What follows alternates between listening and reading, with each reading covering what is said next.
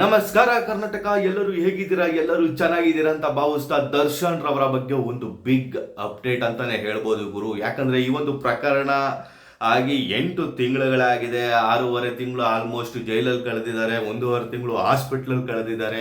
ಸಿಕ್ಕಾಪಟ್ಟೆ ಜಂಜಾಟ, ಒದ್ದಾಟ, ತಲೆನೋವು, ತಲೆ ಬಿಸಿ ಎಲ್ಲ ಆಗ್ಬಿಟ್ಟಿದೆ ದರ್ಶನ್ ಅವ್ರಿಗೆ ಅಂತಾನು ಹೇಳ್ಬೋದು. ಇವತ್ತಿನ ಅಪ್ಡೇಟ್ ಬಂದ್ಬಿಟ್ಟು ಇವತ್ತು ಒಂದು ಅರ್ಜಿನ ಹಾಕಿದ್ದಾರೆ.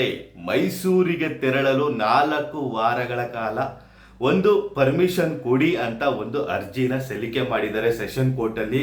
ನಿಮಗೆ ಗೊತ್ತಿದೆ ಆಲ್ರೆಡಿ, ಸೆಷನ್ ಕೋರ್ಟ್ ವ್ಯಾಪ್ತಿ ಬಿಟ್ಟು ಹೊರಗೆ ಹೋಗೋ ಹಾಗೆ ಇಲ್ಲ, ಬೆಂಗಳೂರು ಬಿಟ್ಟು ಎಲ್ಲೂ ಹೋಗೋ ಹಾಗೆ ಇಲ್ಲ, ಅನುಮತಿ ಕೂಡ ಇಲ್ಲ ದರ್ಶನ್ ರವರಿಗೆ. ಆದ್ರಿಂದ ಎಲ್ಲಾದ್ರೂ ಹೋಗ್ಬೇಕಾದ್ರೆ ಅನುಮತಿನ ಪಡ್ಕೊಂಡೇ ಹೋಗ್ಬೇಕಾಗುತ್ತೆ. ದರ್ಶನ್ ಪರ ವಕೀಲರು ಇವತ್ತು ಒಂದು ಅರ್ಜಿನ ಸಲ್ಲಿಸಿದ್ದಾರೆ. ಮೈಸೂರಿಗೆ ತೆರಳಲು 4 ವಾರಗಳ ಕಾಲ ಒಂದು ಅನುಮತಿ ಕೊಡಿ ಅಂತ ಒಂದು ಅರ್ಜಿನ ಸಲ್ಲಿಸಿದ್ದಾರೆ. ಇನ್ನ ಕೋರ್ಟ್ ಏನ್ ಮಾಡುತ್ತೋ ಏನೋ ಗೊತ್ತಿಲ್ಲ, ಇದಕ್ಕೆ ಪರ್ಮಿಷನ್ ಕೊಡುತ್ತೋ ಇಲ್ವೋ ಗೊತ್ತಿಲ್ಲ. ಇಲ್ಲಿ ಇನ್ನೂ ಇಂಪಾರ್ಟೆಂಟ್ ವಿಷಯ ಏನಪ್ಪಾ ಅಂದ್ರೆ SPP ಅವರ ನಿಲುವು ಕೂಡ ಬೇಕಾಗುತ್ತೆ. ಅವರು ಆಕ್ಷೇಪಣೆ ಅರ್ಜಿ ಕೂಡ ಸಲ್ಲಿಸ್ತಾರೆ. ಇವರು ಅಲ್ಲಿಗೆ ಹೋದ್ರೆ ಏನಾದರೂ ಪ್ರಾಬ್ಲಮ್ ಆಗುತ್ತಾ ಇಲ್ವಾ ಅನ್ನೋದು ಕೂಡ ಇಂಪಾರ್ಟೆಂಟ್ ಆಗುತ್ತೆ. ಕೋರ್ಟು ಒಂದ್ ಸೈಡೇ ನೋಡಲ್ಲ, 2 ಸೈಡು ಕೇಳುತ್ತೆ. ಮತ್ತೆ ಇನ್ನೊಂದು ವಿಶೇಷ ಏನಪ್ಪಾ ಅಂದ್ರೆ ಮೈಸೂರಿಗೆ ಏನಕ್ಕೆ ಹೋಗ್ತಿದ್ದಾರೆ ದರ್ಶನ್ ಅವರು ಅಂತ ಎಲ್ಲ ಅಭಿಮಾನಿಗಳು ಗೊತ್ತು, ಆಲ್ಮೋಸ್ಟ್ ಎಲ್ಲರಿಗೂ ಗೊತ್ತು.